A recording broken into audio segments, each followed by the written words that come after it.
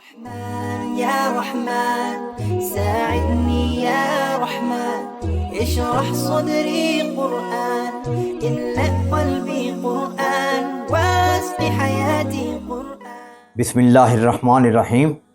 Channel اسلام اور جدید معاشرہ ماڈرن سوسائٹی اینڈ اسلام کے حاضرین، ناظرین اور سامعین، السلام علیکم ورحمۃ اللہ وبرکاتہ۔ آج میں جس موضوع کے ساتھ آپ کے سامنے پیش خدمت ہوں وہ ہے اسلام میں خواتین کی عظمت اور برتری۔ اسلام، جس طرح میں پہلے بھی لیکچر میں آپ کے سامنے یہ بات رکھ چکا ہوں کہ اسلام دین فطرت ہے، اور اس سے مراد یہ ہے کہ انسان کی طبیعت جو چاہتی ہے اسلام اسی کا حکم دیتا ہے، اور اسلام کوئی ایسی چیز جو انسانی طبیعت سے موافقت نہ رکھتی ہو، انسانی طبیعت کے مخالف ہو، اس کو برداشت نہیں کرتا اور نہ اس کا حکم دیتا ہے۔ تو اسلام نے جو بھی مقام عورت اور مرد کو دیا ہے وہ عین فطرت کے مطابق ہے، اور جو ذمہ داریاں عورت کی اور مرد کی اسلام نے لگا دی ہیں، جو ان کے فرائض، جو ان کے واجبات، جو ان کے حقوق اسلام نے متعین کیے ہیں، اسی کے اندر سراسر، سرتاسر اور سرتپا خیر ہی خیر ہے۔ اللہ تعالیٰ نے بنی نوع انسان کا آغاز ایک نفس واحدہ سے کیا اور پھر اس کا جوڑا بنایا، جیسے قرآن مجید میں اللہ تعالیٰ نے فرمایا یا ایھا الناس اتقوا ربکم الذی خلقکم من نفس واحدہ وخلق منها زوجها وبث منہما رجالا کثیرا ونساء فاتقوا اللہ الذی تساءلون بہ والارحام۔ یہ سورہ نساء کی پہلی آیت ہے۔ اچھا، اس آیت میں اللہ تعالیٰ نے یہ بات واضح کی ہے کہ پہلے اللہ تعالیٰ نے حضرت آدم علیہ السلام کو پیدا کیا، پھر ان کا جوڑا اماں حوا پیدا کیا، اور دونوں کے ذریعے سے ساری کائنات میں بلکہ ساری دنیا ارضی پہ اللہ تعالیٰ نے انسانوں کو پھیلا دیا۔ اب انسان کی دنیا میں تمام دیواری ادا کرنے کے لیے یہ دو، عورت اور مرد، لازم و ملزوم ہیں۔ ہم چاہیں کہ صرف مرد دنیا چلا دیں، یہ ناممکن ہے۔ ہم چاہیں کہ صرف عورتیں دنیا چلائیں، یہ بھی ناممکن ہے۔ اور ہم چاہیں کہ مرد اپنے حقوق ادا نہ کریں اور دنیا چل جائے، یہ بھی ناممکن ہے۔ اور ہم چاہیں کہ عورتیں اپنے حقوق ادا نہ کریں اور دنیا چل جائے، یہ بھی ناممکنات میں سے۔ اسلام یہ ساری چیزیں واضح کرتے ہیں۔ اسلام نے بنیادی طور پہ مرد کو دنیا چلانے کے لیے ایک قوام بنایا ہے۔ قوام سے مراد یہ ہے کہ حاکم، اور عورت کو اس کے ساتھ اس کا معاون بنایا ہے، محکوم نہیں بنایا۔ یہاں پہ یہ چیز ذرا ذہن میں رکھیں کہ عورت محکوم نہیں ہے، عورت اس کی معاون ہے۔ دیکھیں، ہمیں جب بھی کوئی گھر، کوئی دفتر، کوئی ادارہ، کوئی کارخانہ، کوئی چیز بھی جو بنی نوع انسان کے معاشرے میں چلانی ہوگی تو اس کے لیے کسی نہ کسی کو بڑا بنانا پڑے گا۔ جیسے اردو میں کہتے ہیں سارے بن گئے خان تو گھوڑے کون باندھے گا؟ کسی کو بڑا بنانا پڑے گا، کسی کو چھوٹا بنانا پڑے گا۔ تو دنیا کے کارخانے میں بنی نوع انسان کی اس لشکر کو چلانے کے لیے اللہ تعالیٰ نے یہ نظام تجویز کیا ہے، اور اس کے اندر سراسر خیر ہی خیر ہے۔ اب یہاں پہ دیکھیں کہ یہ کہنا کہ عورتیں صرف مرد کی خدمت کے لیے پیدا ہوئی ہیں، عورتوں کے کوئی حقوق نہیں ہیں، عورتیں ہمیشہ جو ہیں وہ ذلت کی زندگی گزاریں، عورتیں جو ہیں وہ مرد کے نیچے لگ کے رہیں، نہیں، یہ بات نہیں ہے۔ دونوں کے حقوق ہیں، دونوں کے واجبات ہیں۔ حقوق وہ ہیں جو میں نے سارے معاشرے سے اپنے لیے لینے ہیں، اور فرائض وہ ہیں جو میں نے معاشرے کو ادا کرنا ہے۔ یہ بنیادی چیز ہے۔ اب میں استاد ہوں، شاگرد کا فرض ہے، اور شاگرد پہ میرے یہ حقوق ہیں کہ وہ میری عزت کرے، لیکن میرے اوپر بھی فرض ہے کہ میں شاگرد کو اس طریقے سے پڑھاؤں کہ اس کے دماغ کے اندر وہ چیز بیٹھ جائے۔ اسلام حقوق و فرائض کا مذہب ہے، تو اسلام نے عورتوں کے حقوق بھی متعین کر دیے، مردوں کے حقوق متعین کر دیے، اور پھر عورتوں کو بہت بڑا مقام دیا۔ میں اب اسی کی طرف آ رہا ہوں کہ بنی نوع انسان کا عروج، سب سے اعلیٰ ترین لوگ پیغمبر ہوتے ہیں، انبیاء کرام، رسول، جنہیں اللہ تعالیٰ نے رسولوں کے نام سے پکارا ہے۔ یہ بنی نوع انسان کا عروج ہے، بنی نوع انسان سے کہ اعلیٰ ترین، عرفہ ترین لوگوں میں سے۔ اللہ تعالیٰ نے قرآن مجید میں جہاں پر انبیاء کرام کا ذکر کیا، اور تقریباً 25 انبیاء کرام قرآن مجید میں اللہ تعالیٰ نے ذکر کیے ہیں، وہاں پر ان کی بیویوں کا ذکر بھی ساتھ کیا ہے۔ یہ نہیں کہ صرف انبیاء کا ذکر ہو، نہیں، بیویوں کا ذکر بھی اللہ تعالیٰ نے ساتھ کیا ہے۔ مثال کے طور پہ ہم چلتے ہیں، حضرت آدم علیہ السلام کا جہاں ذکر ہے وہاں پر حضرت اماں حوا کا بھی ذکر ہے، یعنی کہ ان کا ذکر نہ ہو۔ فَأَضَلَّهُمَ الشَّيْطَانُ، ان دونوں کو شیطان نے بہکا دیا، ان دونوں کو شیطان نے غلطی پہ آمادہ کر دیا۔ اچھا، اس طریقے سے پھر آگے چلیں، حضرت نوح علیہ السلام کا ذکر ہے تو ان کی بیوی کا ذکر بھی ساتھ ہے۔ حضرت ابراہیم علیہ السلام کا ذکر ہے تو ان کی بیویوں کا ذکر بھی ساتھ ہے، دونوں بیویوں کا۔ حضرت لوط علیہ السلام کا ذکر ہے تو ان کی بیوی کا ذکر بھی ساتھ ہے۔ حضرت اسحاق علیہ السلام کا ذکر ہے تو ان کی بیویوں کا ذکر بھی ساتھ ہے۔ حضرت اسماعیل علیہ السلام کا ذکر ہے تو ان کی بیوی کا ذکر بھی ساتھ ہے۔ وَكَانَ يَأْمُرُ أَهْلَهُ بِالصَّلَاةِ وَالزَّكَاةِ، اپنے گھر والوں کو، بیوی بچوں کو وہ نماز اور زکوٰۃ کی نصیحت کرتے تھے اسماعیل علیہ السلام۔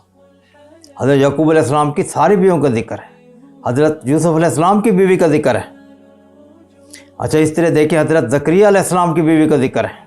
حضرت یحییٰ علیہ السلام کی والدہ کا ذکر ہے۔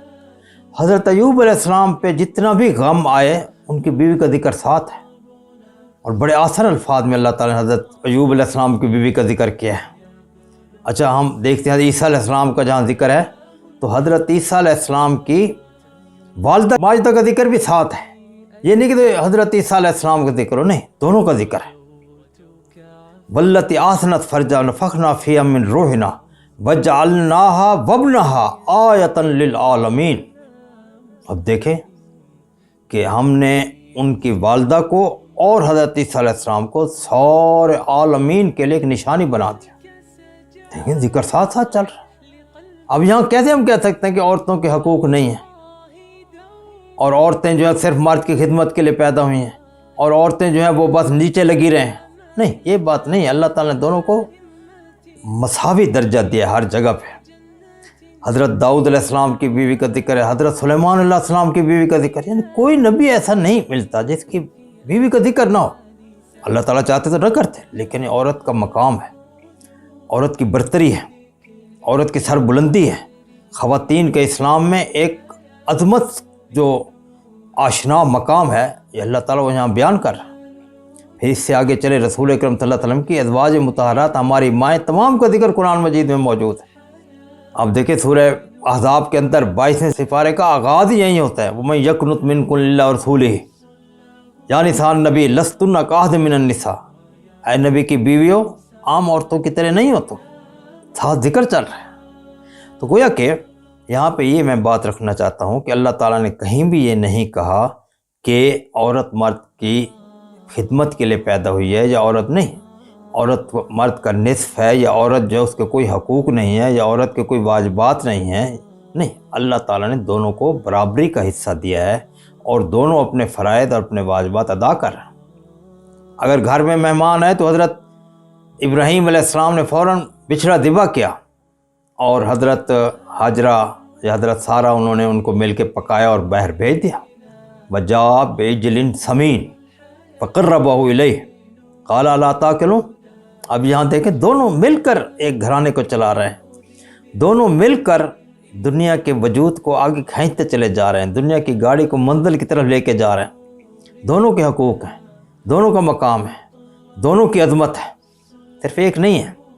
اچھا، پھر آگے چلیں، ہم چلتے ہیں، ہم دیکھتے ہیں قرآن مجید میں جلدی اپنی بات کو سمیٹنا چاہتا ہوں۔ یہ جو آج کل ہم کہتے ہیں کہ عورت مرد کی نصف ہے، اور عورت کے کوئی حقوق نہیں ہے، اور عورت، اور اس کی وجہ سے ہم نے مساجد سے عورتوں کو نکال دیا، کسی مسجد میں عورت کی جگہ نہیں ہے۔ حالانکہ رسول اکرم صلی اللہ علیہ وسلم کے دور میں مسجد نبوی میں ہم دیکھتے ہیں کہ وہاں پر پہلی صف مردوں کی ہوتی تھی، پھر بچوں کی، پھر عورتوں کی، اور ساری عورتیں مسجد نبوی میں نماز کے لیے آتی تھی باقاعدہ، اور آپ ان کے خوش آمدید کہتے تھے۔ ہم نے کبھی نہیں کہا کہ نہ نکل جاؤ نکل جاؤ، نہیں۔ آج کل عجیب معاشرہ بن گیا ہمارا کہ ہم جو ہے عورتوں کو بالکل ایک طرف کر کے، اور ہم چاہتے ہیں کہ دنیا میں عروج حاصل کرے، اسلامی نظام قائم کرے۔ یہ نہیں ہو سکتا جب تک کہ عورتوں کو وہ مقام نہ دیں جو اللہ تعالیٰ نے قرآن مجید میں ان کے لیے متعین کیا ہے، جس کا میں ذکر آپ کے سامنے کر رہا ہوں۔ قرآن مجید میں عورتوں کی برتری یہ ہے کہ اللہ تعالیٰ نے قرآن مجید میں سورہ نساء رکھے، سورہ رجال کہیں بھی نہیں ہے، اور یہ بہت بڑی بات ہے۔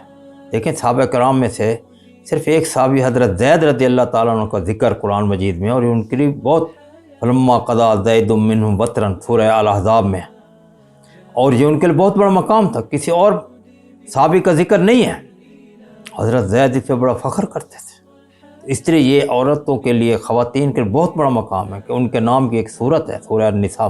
پھر اللہ تعالیٰ قرآن مجید میں جہاں مومنین کی مثال دیتے ہیں وہاں خواتین کے ذریعے سے دیتے ہیں، جہاں کافروں کی مثال دیتے ہیں وہ بھی خواتین کے ذریعے سے دیتے ہیں۔ دیکھیں یہ برتری کی چیزیں سامنے آ رہے ہیں، ہم نے سارے پہلو سامنے رکھنے ہیں، یہ نہیں کہ اچھا ہپ ہپ کڑوا کڑوا تھو تھو، نہیں، بلکہ ہم نے ہر چیز سامنے رکھنی ہے تاکہ امت مسلمہ اس کو دیکھے، اس کا مطالعہ کرے اور اس کے مطابق اپنے آئندہ کے لائحہ عمل کو بنائے، اور عورتیں اور مرد دونوں مل کر اسلامی نظام کے قیام کے لیے جد و جہد کریں، اور اسلامی معاشرے کی تشکیل کے لیے جد و جہد کریں، اور اپنے گھر کے اندر اسلامی ماحول قائم کریں، اور پھر باقی دنیا میں بھی اسلامی ماحول قائم کرنے کے لیے کوشاں رہیں۔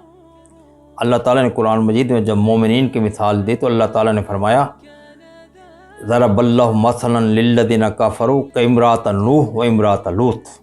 اللہ تعالیٰ کفار کی مثال حضرت نوح علیہ السلام کی بیوی اور حضرت لوط علیہ السلام کی بیوی کے ذریعے دیتے ہیں، اور اس طریقے سے مسلمانوں کی مثال، مومنین کی مثال وضرب اللہ للذین آمنوا کامرأۃ فرعون، اور پھر جو مریم ابنۃ عمران التی احسنت فرجہ، حضرت آسیہ رضی اللہ تعالیٰ عنہ جو فرعون کی بیوی تھیں، حضرت موسیٰ علیہ السلام کی والدہ تھیں ان کا، اور حضرت مریم بنت عمران حضرت عیسیٰ علیہ السلام کی والدہ کے ذریعے سے مومنین کی مثال دی جا رہی ہے۔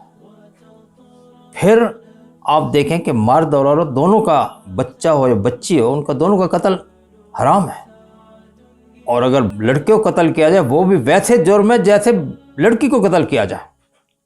اب آج کے دور میں آپ دیکھتے ہیں کہ مختلف لوگ جو ہیں بھوک کی وجہ سے بچوں کو مار دیتے ہیں، لڑکے کو بچے کو مارنا بھی ویسے جرم ہے جیسے بچی کو مارنا جرم ہے، لیکن اللہ تعالیٰ نے قرآن مجید میں بچی کا ذکر کیا، بچے کا ذکر نہیں کیا۔ وَإِذَا الْمَوْءُودَةُ سُئِلَتْ بِأَيِّ ذَنبٍ قُتِلَتْ، جس دن زندہ درگور بچی سے پوچھا جائے گا کہ تمہیں کس جرم میں زندہ درگور کیا گیا تھا۔ اب یہ دیکھیں برتری کی چیزیں آ رہی ہیں اللہ تعالیٰ کی طرف۔ پھر اللہ تعالیٰ نے حضرت مریم رضی اللہ تعالیٰ عنہا جو عیسیٰ علیہ السلام کی والدہ تھی، ان کا مقام اتنا بلند کیا کہ ان کے بارے میں اللہ تعالیٰ نے فرمایا کہ وَاصْطَفَاكَ عَلَىٰ نِسَاءِ الْعَالَمِينَ، سارے عالمین کی عورتوں میں ہم نے ان کو چن لیا، بہت بڑا مقام تھا۔ پھر آپ آگے چلیں، آپ دیکھیں گے کہ معاشرتی میدان میں عورتیں اور مرد دونوں کے حقوق و فرائض کو اسلام نے برابر رکھ دیا۔ یہ نہیں کہ کہیں عورت بڑھ گئی کہیں اور مرد پیچھے رہ گیا، کہیں مرد بڑھ گیا عورت پیچھے رہ گیا، نہیں، دونوں برابر۔ سورہ احزاب آیت نمبر 35 اس کا مطالعہ کریں، ان المؤمنین والمؤمنات والمسلمین والمسلمات والقانتین والقانتات، پوری آیت آگے تک چلتی ہے، اس کے اندر دونوں کو اللہ تعالیٰ نے ذکر کیا، اعد اللہ لہم اجرا عظیما، کہ میں نے ان دونوں کے لیے بہت بڑا اجر تیار کر رکھا ہے۔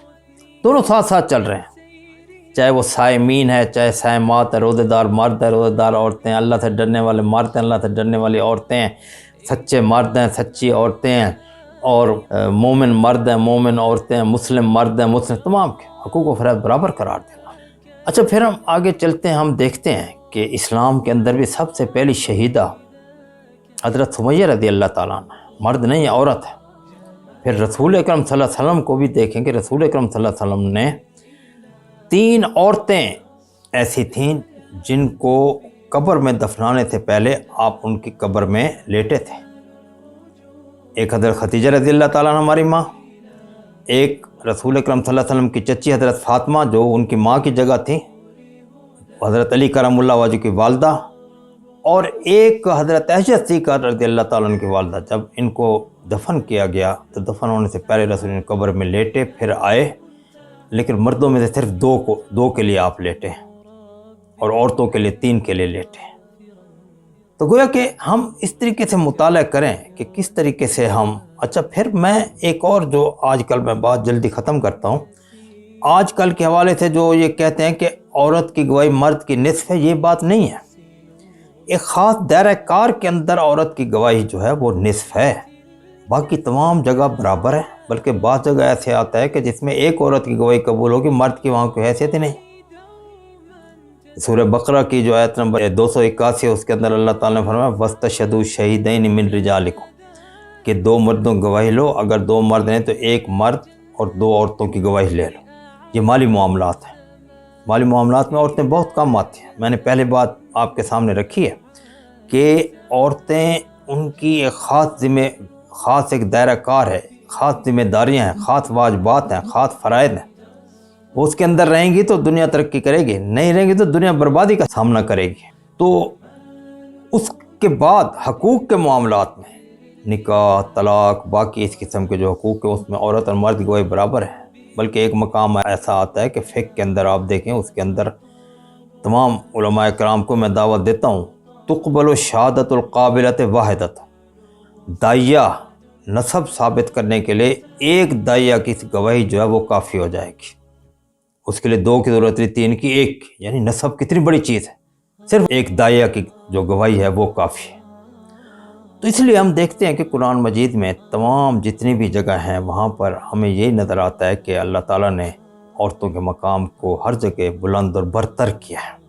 اور پھر آپ دیکھیں کہ حدیث شریف میں آتا ہے کہ ایک صحابی رسول اکرم صلی اللہ علیہ وسلم کے پاس آئے اور انہوں نے پوچھا کہ من احق کا بحسن صحبت، میری خدمت کا حقدار کون ہے ماں اور باپ میں سے؟ تو رسول نے فرمایا امو کا، تیری ماں۔